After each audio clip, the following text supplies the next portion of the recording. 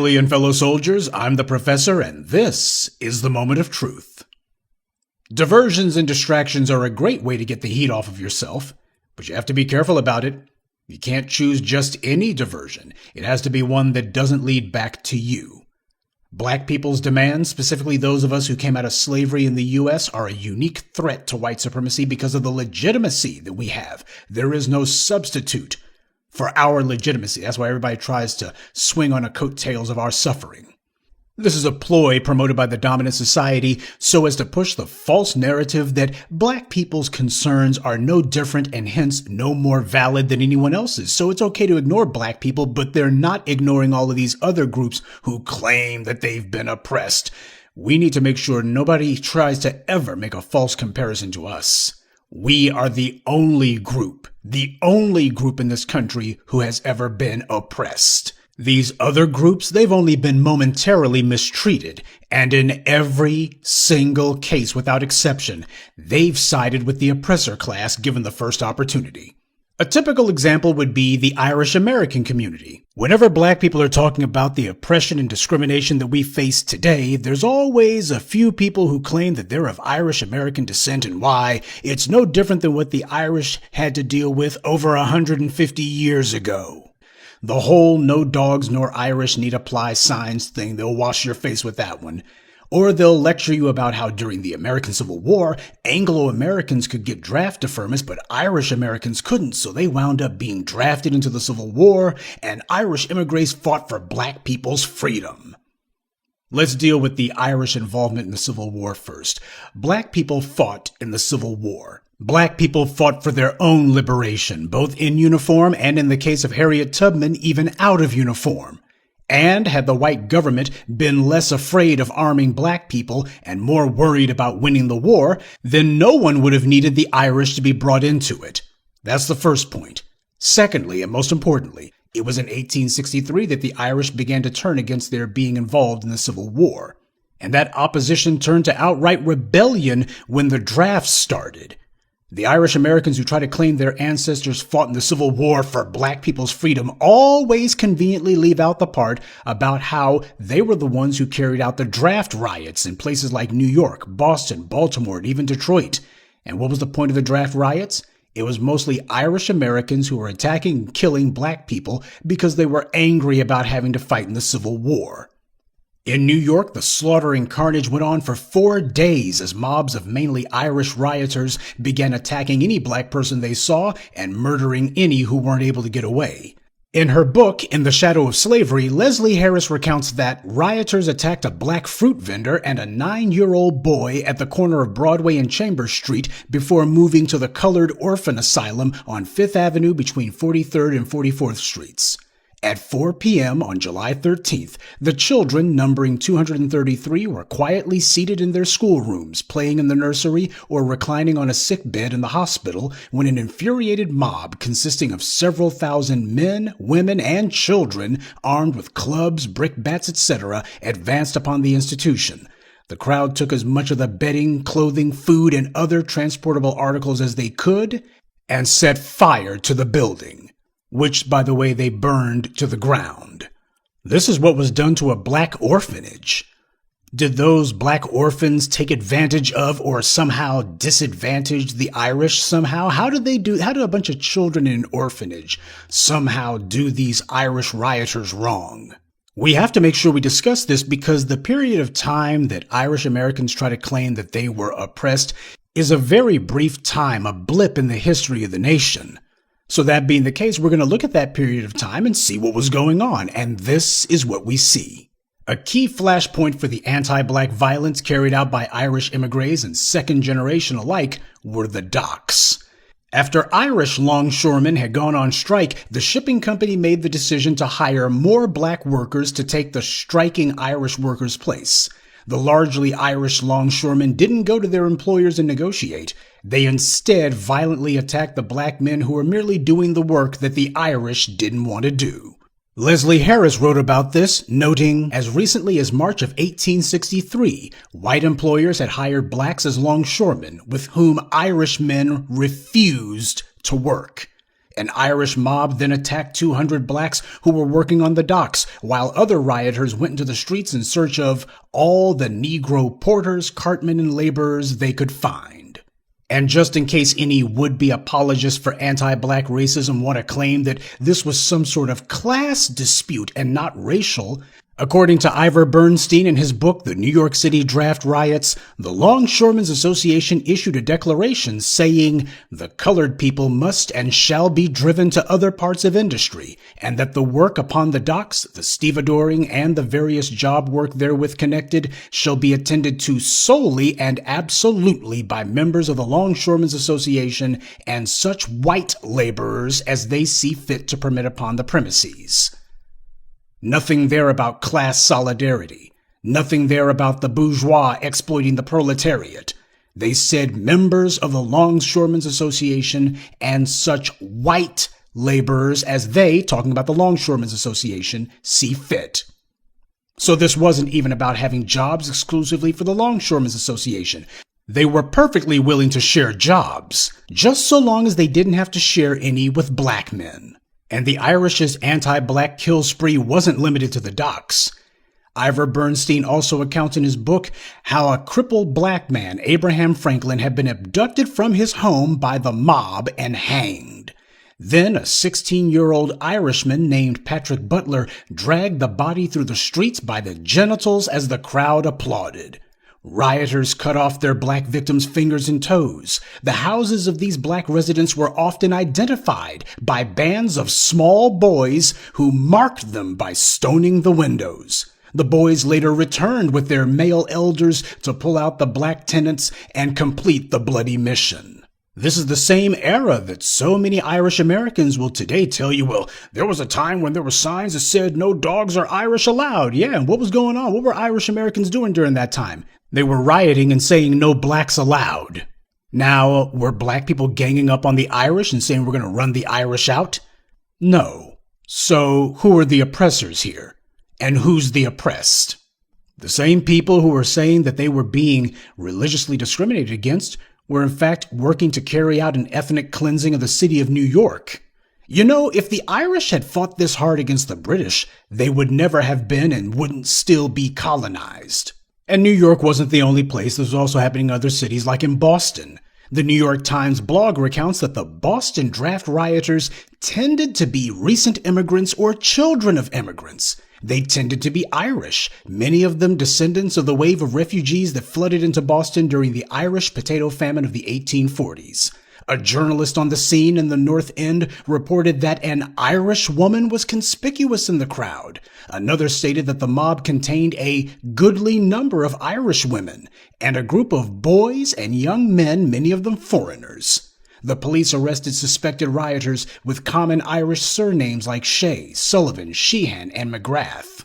Now, I trust you noticed that a trend forms here, that in both New York and Boston, you have children who are equally involved in these race massacres against black citizens. The mob used Irish children as scouts for their racial attacks. In the Boston riots, women were prominent among the mob as well as boys and young men. That just goes to show that Kyle Rittenhouse wasn't some anomaly. Dylan Roof wasn't some anomaly. To have children carrying out racial violence is a key component of white supremacy. And Irish women were prominent in the mayhem, so much for the sisterhood, huh? And these racial massacres continued even after the Civil War. Believe it or not, the city of Memphis had a lot of Irish emigres at the middle of the 19th century. A lot of these Irish emigres and second-generation Irish were in the police department. Well, being an oppressed people, of course, obviously, they were willing to show every consideration to black people because, after all, they knew what it meant to be discriminated against, right? Wrong. In the years following the Civil War, the U.S. government actually was somewhat serious about trying to control these white supremacists. So what they did was they had black Union soldiers patrolling the streets of a number of American cities, including Memphis. The Irish police officers were resentful of this. These were Negroes who didn't know their place. So the heavily Irish police force of Memphis routinely would brutalize and attack black citizens, even the black soldiers, by the way. This brutality and violation of black citizens and Memphis rights went on for a long while until on May 1st, some black soldiers decided that they had had enough. And when some of the Irish police decided to call themselves telling these black men what to do, they made it clear that the days of these Irish cops trying to pretend as if slavery was still in effect were over. Gunfire broke out, and it's pretty easy to see that it was the cops who were responsible for it because one of them shot himself in the leg.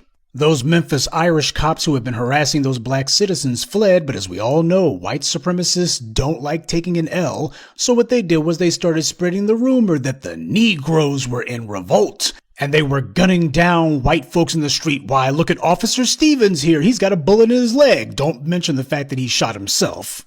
Just like in New York and Boston and Detroit before it, in Memphis you had another mob of white supremacists who began rampaging through the city, killing every black person they could. And it was not merely the mob itself that was majority Irish. The leaders of this race mob were the Irish officers themselves. Barrington Walker wrote that David Roach, an Irish police officer and one of the chief ringleaders of the mob, was witnessed by ex-slave Hannah Robinson while he organized a posse on the third day of rioting. Roach was heard to have said, close up, right shoulder shift. This is the white man's day now." The white man's day. Gee, that sure sounds racial to me. Interesting how whenever we look at these incidents, whether it be longshoremen in New York or whether it be police in Memphis, we always see that it's never about jobs, it's never about law and order, it's about racial control. Officer Roach and his fellow marauders murdered over 40 black people. Keep in mind, this was after the Civil War. There were no draft riots going on, war was over. So why was it that there were still these race riots going on? Now, of course, I do not say that every Irish person or every Irish immigrant was involved in the violence or condoned it, but the truth of the matter happens to be if you're going to make a comparison that Irish and black people have had the same problems, you can't get offended when someone actually looks at the historical record to see if it's true. Now, the fact that you had these Irish immigrant enclaves that were doing this across the country, what does that tell you about white supremacy?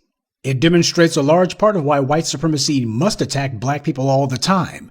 It's because these white ethnic groups can easily, instantaneously put aside their ethnic antagonisms with each other if there's a third group to distract them with. What did the Balkans War, the Anglo-French Wars, World War I and World War II all have in common? In all of those countries who went to war, there were no black people to go after. Hence, the Europeans in those countries didn't have anyone to distract them from fighting each other. They've been fighting each other for centuries, since before the Roman invasion of Europe, and they would fight each other to the last man if they weren't stopped or distracted. Anti-black racism is the only thing that's kept them from each other's throats. That's why the Irish, like the other immigrant groups, even Africans, have been so easily able to get with the program. You didn't see the Irish in New York or Boston rioting over the "No Dogs" or Irish signs, did you?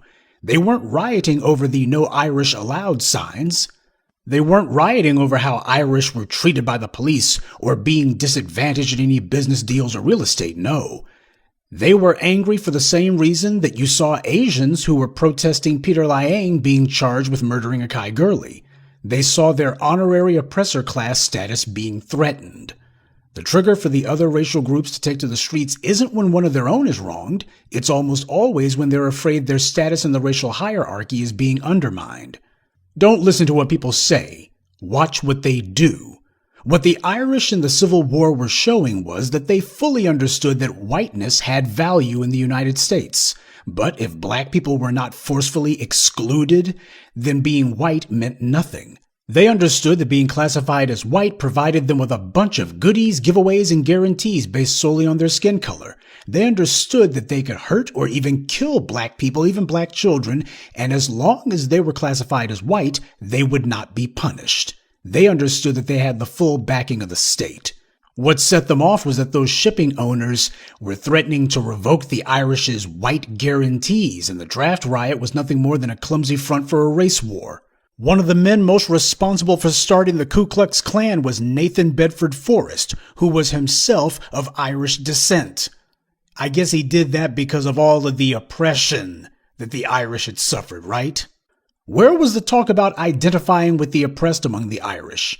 Irish immigrants fresh off the boat made it clear they didn't know anything about the U.S., couldn't even speak the language, but they did know that they wanted to be members of the oppressor class. And everyone knows that if you're auditioning to be a member of the oppressor class, all you have to do is put on some sort of violent display against black people, and that's your ticket to ride. Every immigrant group who's come here knows that. They don't even know where the U.S. is on a map, can't speak the language, don't know anything about the culture, but they do know the racial hierarchy. That they do know. They understand that they're welcome in the society so long as they're willing to go along with the ethno-political structure that's in place and to show that they're going to fight to protect it and reinforce it. That's how you can get people who come here from all around the world, and when they get here, they will live near or even in black neighborhoods, and as soon as they've got 2 nickels to rub together, usually given to them by black patrons, they begin trashing black people full time. Even non-whites fully understand the unwritten rules of white supremacy. They understand there's a racial hierarchy and the place that they occupy within it. And as they see it, they're not at the top, but that's okay because at least they're not at the bottom. That's reserved for black people. But these groups also understand that black demands and black advancement threatens their place in the hierarchy too. Black empowerment doesn't just threaten the white elite at the very top. Any change to the racial pecking order would cause a number of buffer groups to lose their guaranteed positions too. So in order to reinforce their place on the racial totem pole, they'll do the most to attack us. This is where the Amy Chuas and the Michelle Malkins and Christopher Rufos and Ron DeSantis's and Bill Brattons and Patrick Lynch's and Joe Biden's come from. He's Irish too, just in case people forgot. So we're not going to have any false equivalences. If anyone tries it, we're simply going to read the historical record and we'll let the history books speak for themselves. Don't let anyone tell you that they've been through the same thing that we have. Black people who came out of slavery in this country, we have been oppressed since day one, and no end to this oppression has ever come. There's never been a time where we haven't been oppressed here. These other groups, they can point to a specific small period of time when they were momentarily inconvenienced or a little harassment, and then they can also point to when it stops. A number of the people who are claiming that their folks have been oppressed too, they always say, our ancestors have been oppressed. Well, we're not talking about our ancestors. We're talking about us too. And in most cases, the ones who were claiming that they were oppressed, as we've demonstrated, they were doing the most to oppress us as well. Well, I guess that explains why it is that they kick up the most sand and the most noise about it. As Neely Fuller said, white supremacy believes in taking both sides of the conversation. So when you got these other individuals who think that they can be of help to white supremacy, they can be of help to the dominant society by playing the game of, oh, well, we were mistreated too, so that's how we show that we're in with the bad guys. That's how we show that we're down with the system of oppression. They know exactly the game that they're playing. But guess what? We know it too. Good day, and be one. I'd like to take a moment to mention some of our contributors. S. Williams, Ike Taylor, Shelby, Norma Chappelle, and Chaz. Salute to them and thank you to everyone for listening, liking, and sharing this message. Black empowerment only exists because of you.